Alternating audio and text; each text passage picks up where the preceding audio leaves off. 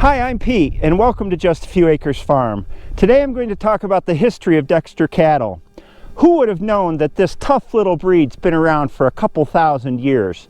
When I started this research, I had no idea. So I've drawn information from a lot of different web sources, and I'll put them all in a bibliography down at the bottom in the video description. Before I get started on their history, please subscribe to our channel. We're just a small channel, we're growing. We'd really appreciate it if you subscribed. Please like and comment on this video. It all helps us out. Thank you. The oldest evidence of a breed like Dexter cattle has been found at excavations near Stonehenge. And it appears that Iron Age people in Britain and Ireland favored a small breed of cattle very much like the Dexters. Coming forward from Stonehenge a couple thousand years, when the Romans invaded Britain, they described cattle roaming the hills that was very similar to the Dexter and its close cousin, the Kerry, in description.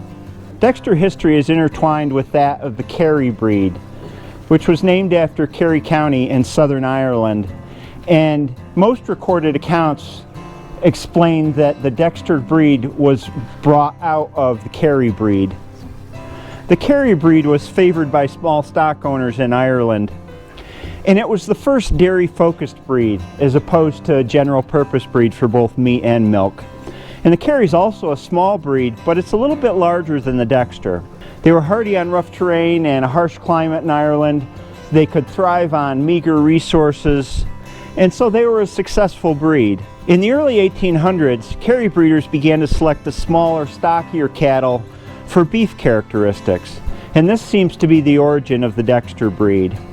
Although Dexters have made a comeback in recent years and their population has really exploded, Kerrys never experienced that regrowth, and there are very few Kerrys left today.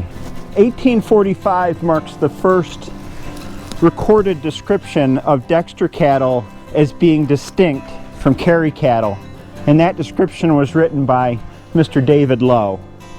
On Valentia Island in County Kerry, Lord Hawarden's estate manager, one Mr. Dexter, had developed a breed based on the mountaintop cattle of southern Ireland. And subsequent to his breeding work, the breed became well known throughout southern Ireland. And in 1882, Dexter cattle were brought to England. When they were brought to England, the Dexter breed was believed to be a smaller version of the Kerry breed, and there is some doubt as to that now. But back then, the herd books for the two breeds were combined as one, and the Dexter and the Kerry remained intertwined. Dexters became the show cattle of English gentry, and they wouldn't have separate registries from the Kerry until 1919 in Ireland. By 1925 in Britain, there were about 1,100 registered Dexter cows and 70 herds. In 1900, the Dexter Cattle Society in English published the first Dexter breed standard. And it's interesting to note that in height and proportions, it describes the Dexter with chondrodysplasia, or dwarfism. This is something that some of the breed shows, but with modern genetic testing, we've learned how to identify it and breed it out of our herds if we wish. The breed standard reads as follows. The Dexter is essentially both a milk-producing and a beef-making breed, and both these points should, judging, be taken into consideration. Number 1, color. Bulls, whole black or whole red, the two colors being of equal merit. A little white on organs of generation, not to disqualify an animal which answers all other essentials of this standard description. 2, cows, whole black or whole red, the two colors being of equal merit. Black with white on the udder, or red with white on bag. The extension of the white of the udder slightly along the inside of flank or underside of the belly, or a little white on the end of the tail, should not be held to disqualify an animal which answers all other essentials of this standard description. 3, head and neck. Head short and broad, with great width between the eyes, and tapering gracefully towards the muzzle, which should be large, with wide distended nostrils.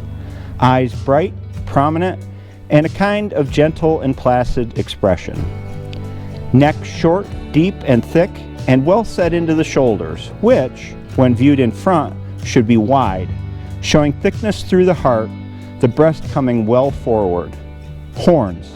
These should be short and moderately thick, springing well from the head, with an inward and slightly upward curve.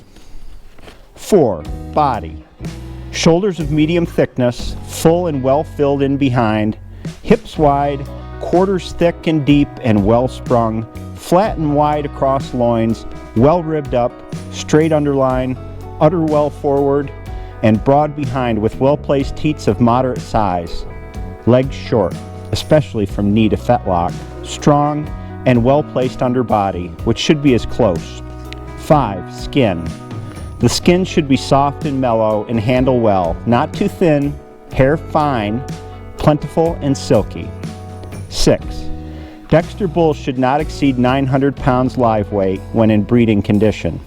Dexter cows should not exceed 800 pounds live weight when in breeding condition. The first recorded importation to America of Dexter cattle occurred between 1905 and 1915. That's not to say that they didn't serve aboard seagoing vessels before then, because they were the perfect small milk cow to use fresh milk from on an ocean voyage. 3 large herds were set up in America, in New York, Minnesota, and Kentucky. And Dexters in America became popular with homesteaders and settlers moving west. They were the perfect small homestead cow. They provided milk, they provided beef, they provided draft power. April 1921 marked the formation of the first formal Dexter Society in America, and that was the American Carry and Dexter Cattle Club.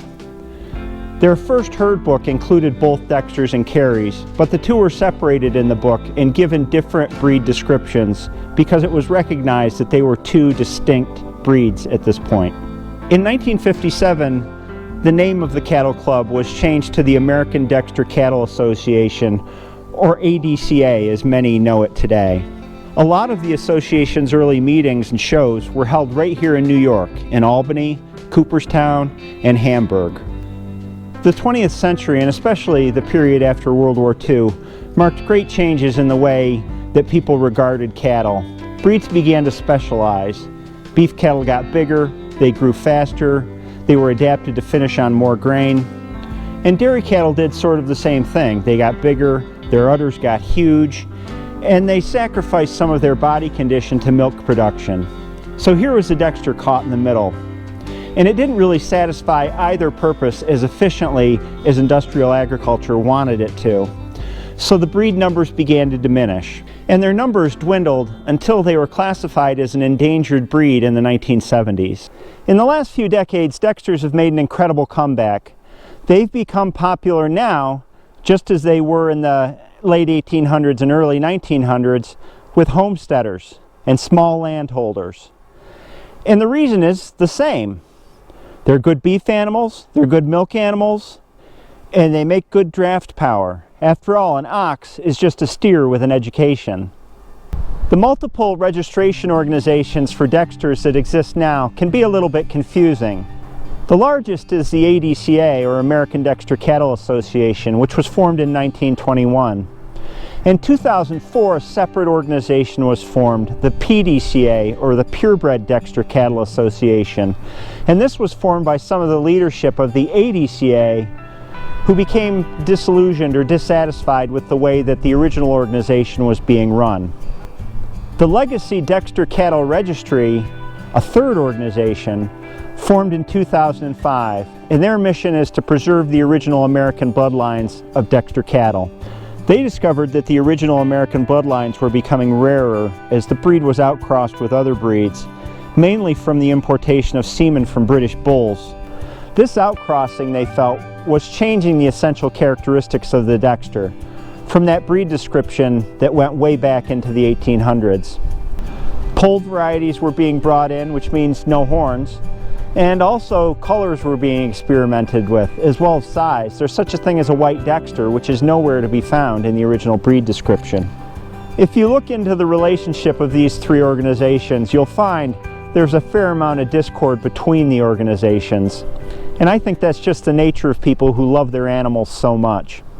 The Dexter's an old breed that's survived a lot through history and almost became extinct just recently, and is now experiencing a great resurgence because of farms like ours, direct-to-consumer marketing, small homesteads, and people that are looking for just a few cows to supply their own needs for milk and for beef. Thanks for joining me. I hope you have a great day, and I'll see you next time.